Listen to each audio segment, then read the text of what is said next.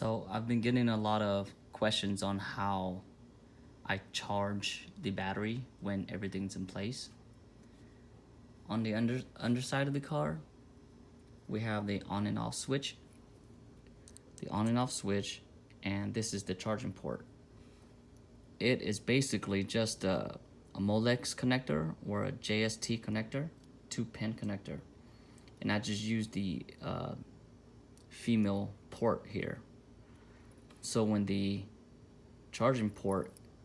when the switch is on off, you can charge it. Here is an ultra power UPS charger. It's basically for one cell.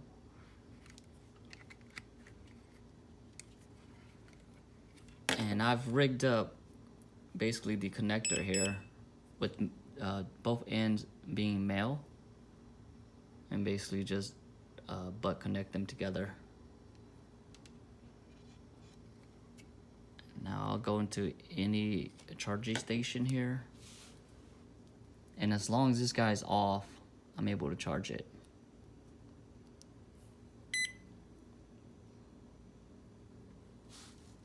Yeah, it's charging now.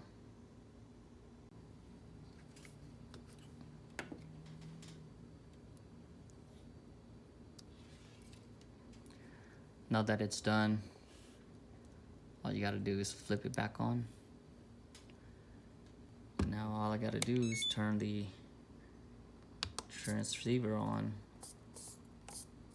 and we can go.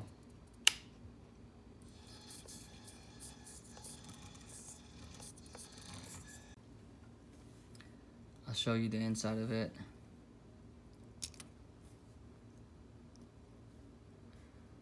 So here are the guts. The only bad thing about this is the LED lights are wired directly to the receiver, so I am not able to remove this completely without tearing this apart. The headlights wiring and the taillights wiring. We have the LiPo battery, which is a 70 milliamp, 3.7 volts. And a lot of people have been asking me how long does this thing last. Usually about roughly 10 minutes, because it's running the motor along with the lights, and also the servo. And so usually about 10 minutes of playtime and 20 or 30 minutes of charging. And the only 3D printed part is the base, and the base here, and the steering knuckle. Let's turn it on. So as you can see,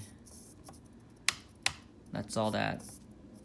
I'm just using these linkage paper clip for linkages, and it's best for me to use hot glue for now because it's easier to remove. The only thing that's super glue on is the motor. The motor is super glue onto the underside of this piece right here.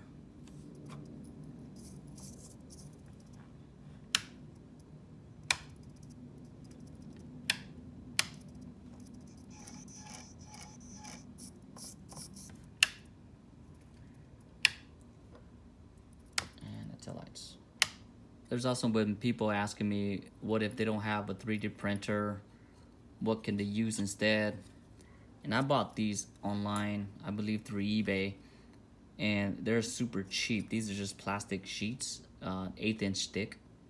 I believe these are Delrin plastics, and they're really easy to cut. As you can see, I was using this one. And so what you can do is use this and measure the base and just cut out the shape that you want, or to the desired shape that you need for your die cast. And you can stack them. If you super glue them, there's no way you can take these apart. And so that's this is what I would recommend you use, just some plastic sheets if you don't have a 3D printer.